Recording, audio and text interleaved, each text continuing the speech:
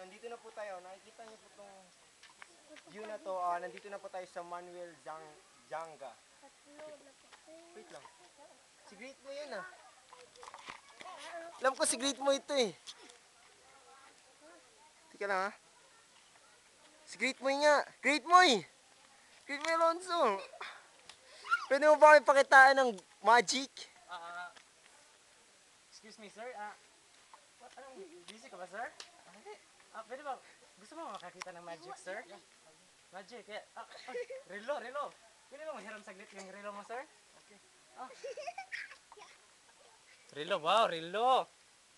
Oh, Mitsubishi. Isuzu. Ay, Isuzu pala. Oh.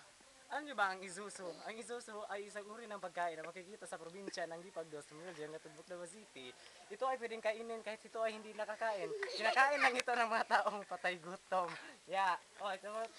Sir, ayos lang ba sa'yo kung ang magic ko ay kumanta ka, pagkanta mo na kahit ano, o yung pagkanta mo, ipikit mo yung mata, tapos pawawalain ko itong relo mo. Ayos ba yun? Okay. Sige. Sir, ang magic ay magsisimula na dito. Kaya pwede bang ipikit mo yung mata at kumanta ka ng kahit na ano? Kahit anong kanta, mga lalobay, ano ba dyan, yung mga native song. Yes sir. Doon na lang uso ngayon. Ah. A, B, C, D, E, F, G, H, I. Uy, tinakbo na yung relo mo. Bilis na ba, uy.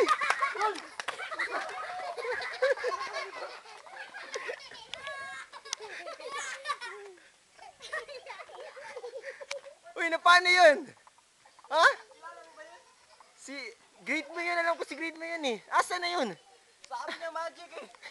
Magic nga. Na paano na yun? Ano ba sabi niya, diba? Mawawala yun yung relo? Sabi nga niya magic. O kaya nga, yun na nga yung magic. Nawala yung relo. Tira mo, kakatakbo mo na wala pa yung chanilas mo. Hindi mo yung chanilas mo. Tirit. Nasaksiyan na po natin ang bagong magic ni Great Moy. Pero hindi ko akala itatakbo niya yun. Pero, see you next time.